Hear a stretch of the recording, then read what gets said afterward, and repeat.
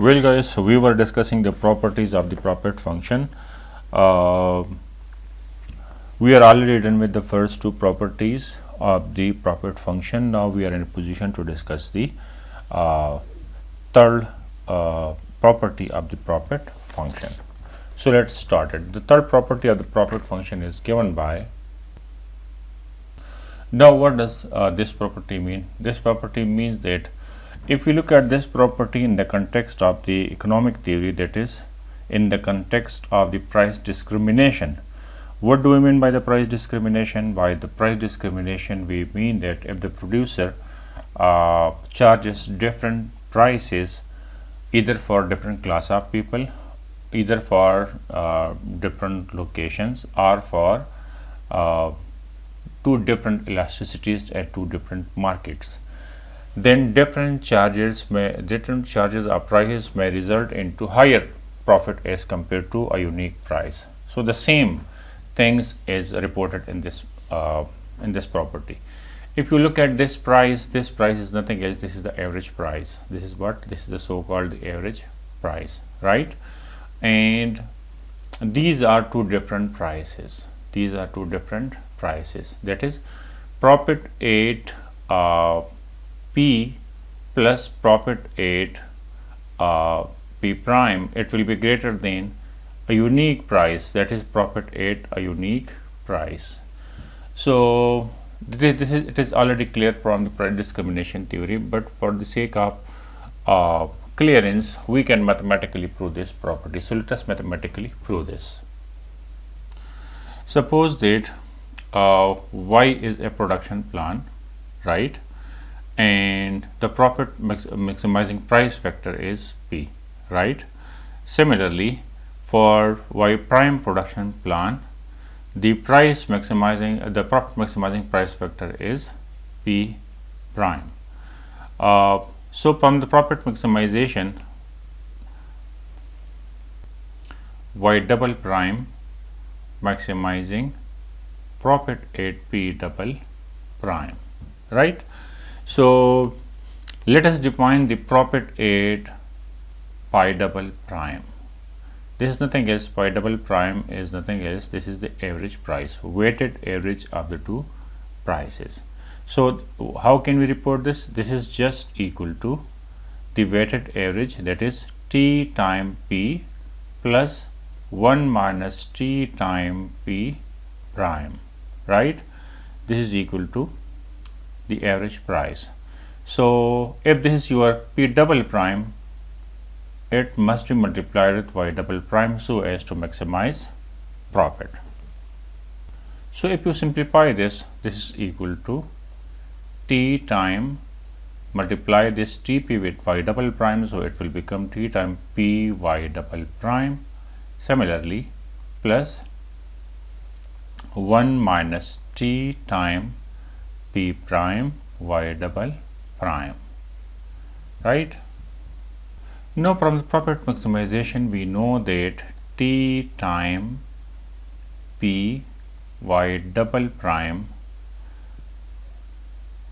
will produce less profit as compared to T time P Y.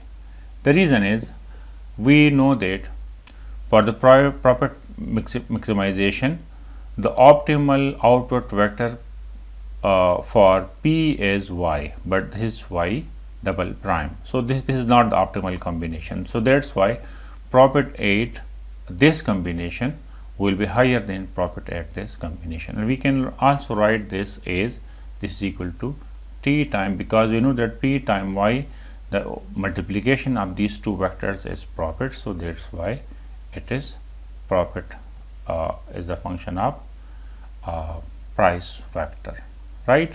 So that's why this profit is greater than this profit, because these are the most appropriate, the most suitable vectors for profit maximization.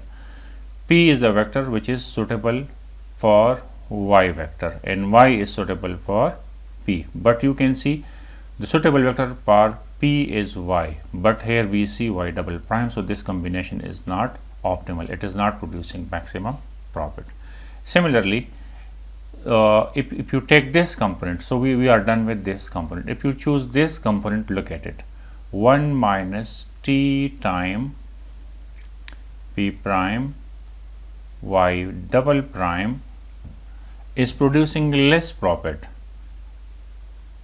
as compared to 1 minus t time p prime y prime. Again the same argument, we can see that P for the profit maximization, the optimal vector for y prime is p prime and for p prime is y prime. But again you can see some contrast.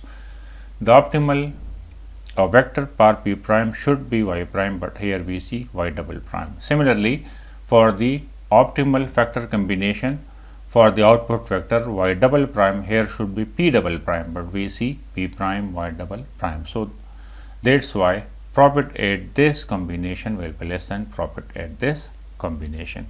So and this is equal to 1 minus t time profit as a function of p prime. So these are two inequalities. This is inequality first and this is inequality second. And if we add these two inequalities, we get this is equal to t p y double prime plus 1 minus t p prime y double prime. This is equal to this is at most equal to, or you can say this is less than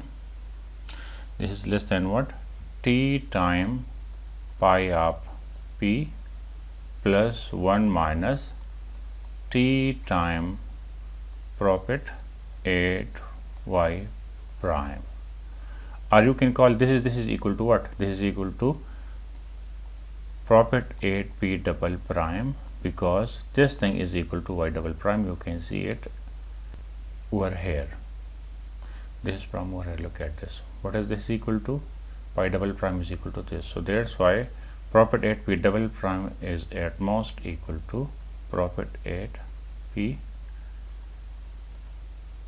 right of p plus 1 minus t time profit at p prime.